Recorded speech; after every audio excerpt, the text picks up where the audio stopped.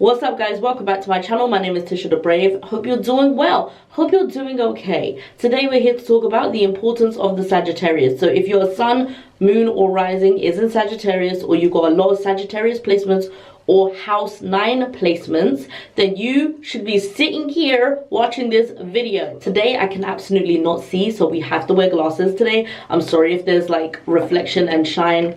Girl, it is what it is. I could not do this video without them today. Before we get into the video, let me just remind you that on my Patreon account, I do a moon and numerology forecast and also pick a pile of cards where you will receive a message for that week. So if you're interested in that stuff, patreon.com/Tisha the Brave, okay?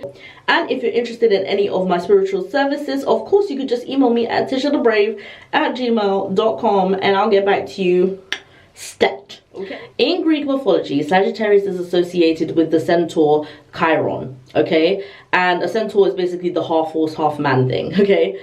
And Chiron was the person who mentored Achilles, which is an old mythological Greek hero who specialized in archery. The combination of the centaur and Achilles is what makes up the traits of the Sagittarius. So if you guys are familiar with astrology, you may have already heard of Chiron, because in everybody's natal chart there is an asteroid called Chiron, which we nicknamed the Wounded Healer. Chiron, depicted as a Sagittarius, is the learned healer. There's the difference, right? So for us, for everybody in the natal chart, the asteroid, the Wounded Healer, Chiron, the Wounded Healer, is a placement where we have to learn to rise above something that has wounded us, okay? But with the Sagittarius, it's different. They've already learned. They were born to move on. And it's interesting because if you think about like this, the sign that goes before the Sagittarius, it's the Scorpio. And the Scorpio is constantly being wounded and constantly like going through something bad to rise above something, constantly. Versus the Sagittarius is like, oh, I've learned from that. I'm up here now. Life is up here for me now, and I'm gonna like keep going and keep learning, and I'm gonna like keep submerging myself in places and things like that.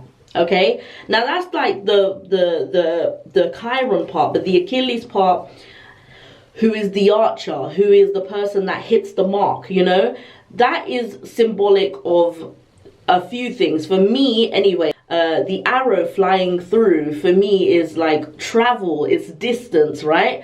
And then we have like hitting the mark, which is like higher education, philosophy, like you just know things, you hit the nail on the head, you kind of understand life a little bit more than a lot of other people. That's what the Sagittarius is made up of, that part of Chiron and that part of Achilles. So the Sagittarius governs long distance travel, higher education, luck, optimism, religion, law and ethics. So the Sagittarius will always believe that life is meant to be experienced and explored, and they will often make friends and they will often have relationships abroad. They may find it hard to kind of like tie down anything because they want to constantly be moving. They want to constantly find the new high. It could be an issue in the long run, do you know what I'm saying? But in general, their lust for life is always going to be the biggest and the highest part of who they are, who they naturally are.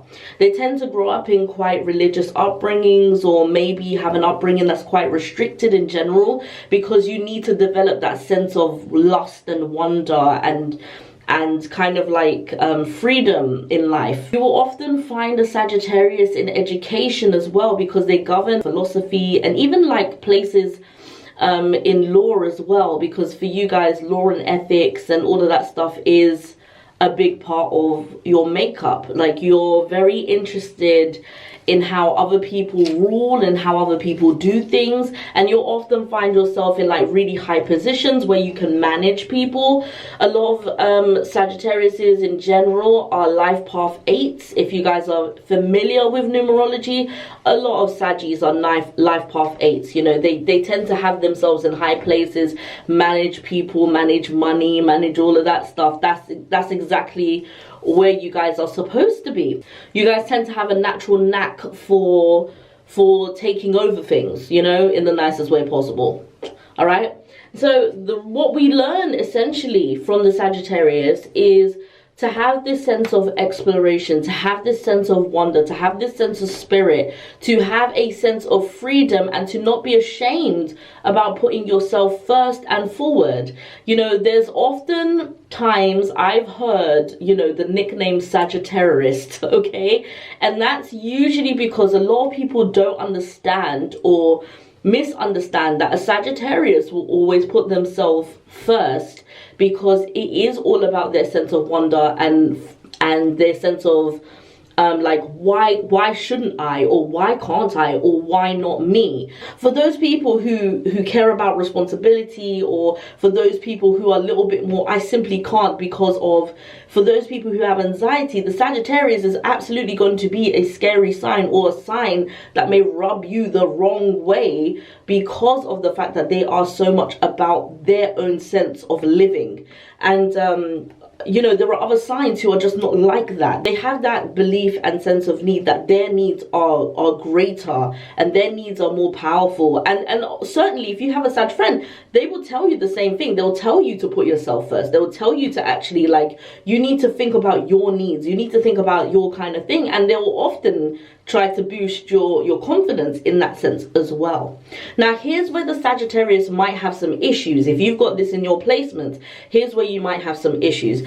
Like, there will be times where you do need to actually, like, stop what you're doing and think about how things are affecting other people. And although it is good to think about yourself, you also do need to think about the impact, because what happens a lot of the time, a lot of the Sagittarius that I know, they tend to have weird circles of friends because they don't know who to trust, how to trust.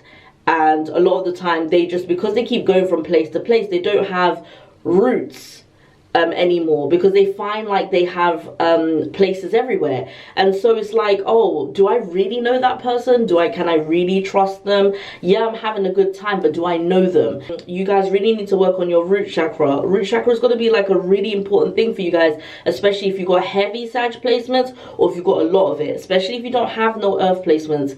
If you've got like Sag and water placements, yeah, root chakras is like really, really big. Work on that. Your sensitive area is also your hips area. So women especially may have issues, particularly with hormones, like hormonal issues, period issues, those things. If you're not careful, your liver as well needs to be taken care of. I know Sagittarius like to party, but you can't party too hard always and forever. You also need to take care of your body too. So you have to make sure that you're taking care of your body and not just leaving that on the back burner because of the fact that sometimes you do a bit too much. You also need to learn to have yourself as a sense of community versus just like everybody else. I know that fire signs are a little bit more daring, but like Sagittarius are always gravitating towards different types of communities, and sometimes it kind of like leaves them open, like it leaves them kind of like open-ended to like submerge themselves in other people and other cultures.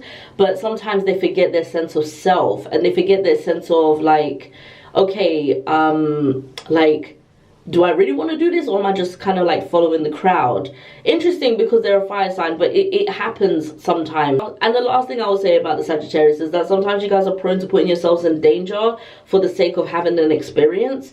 Do not be that person. Don't receive drinks from people you don't know, you know, that kind of thing. Always watch out. It's great that you're meeting new people, but you can't trust people all the time as well. So make sure you have like a solid group of people, solid group of friends that you can always rely on, always call on, always, you know, back you up on everything like that. So you guys got to be very careful about like your whereabouts. And you know, it's great that you travel, but you also need to take precaution. Hi guys, I seem to have misplaced my footage at the very end.